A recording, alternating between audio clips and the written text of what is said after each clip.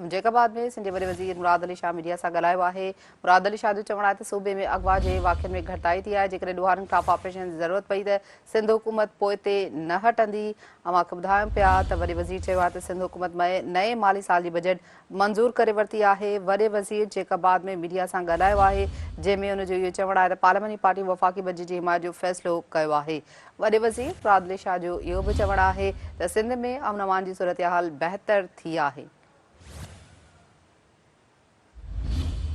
सूबे में अगवा जे वाक़िअनि में घटिताई थी आहे। वॾे वज़ीर पारां चयो वियो आहे त जेकॾहिं अमन अमान जी सूरत हाल बहितर करण जे लाइ ॾोहारनि ख़िलाफ़ ऑपरेशन जी ज़रूरत पई त सिंध हुकूमत पोइ ते न हटंदी। वॾे वज़ीर चयो त सिंध हुकूमत नए माली साल जी बजट मंज़ूर करे वरिती आहे। अॼु या सुभाणे वफ़ाक़ी बजट बि मंज़ूर थी वेंदी। तफ़सील मालूम कंदासीं जैकाबाद मां सिंध टीवी न्यूज़ रिपोर्टर ज़ैन सरकी खां। ज़ैन सरकी, जैकाबाद में वॾे वज़ीर मीडिया सां ॻाल्हायो आहे, छा चवणु आहे वधीक वॾे वज़ीर जो?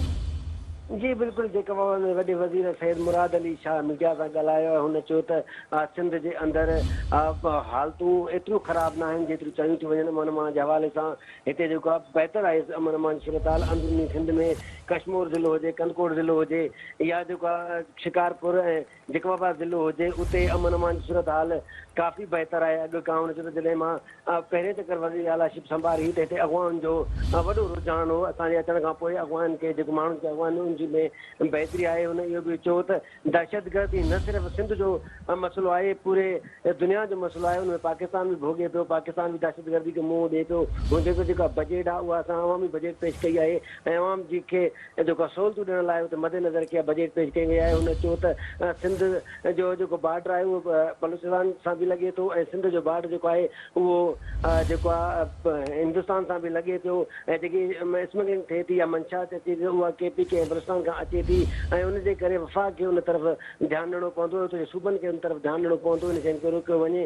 हुनजो सिंध सरकार हर तरह सां जेको कोशिशि करे थी सिंध जे माण्हुनि खे, सिंध जे अवाम खे जेको आहे सहूलियतूं ॾिए, सिंध जे अंदरि जेको आहे सहूलियतूं पैदा करे। हुन चयो त सिंध सरकार हमेशह पंहिंजो सिंध जे माण्हुनि जी ॻाल्हि कई आहे। मुराद अली शाह इहो बि चयो त हितां जा माण्हू या जैकाबाद जा माण्हू या जेको आहे सिंध जा माण्हू इहे न सम्झनि त सिंध पीपल्स पार्टी नाकाम हुई, पीपल्स पार्टी अॻे खां वधीक कमु करे पई। हुन चयो त इहो बि चयो त पीपल्स पार्टी 2024 में जेके वोट खया आहिनि उहे 1971 में बि न खया ऐं जॾहिं इलेक्शन थिया पीपल्स पार्टी वोट न खया।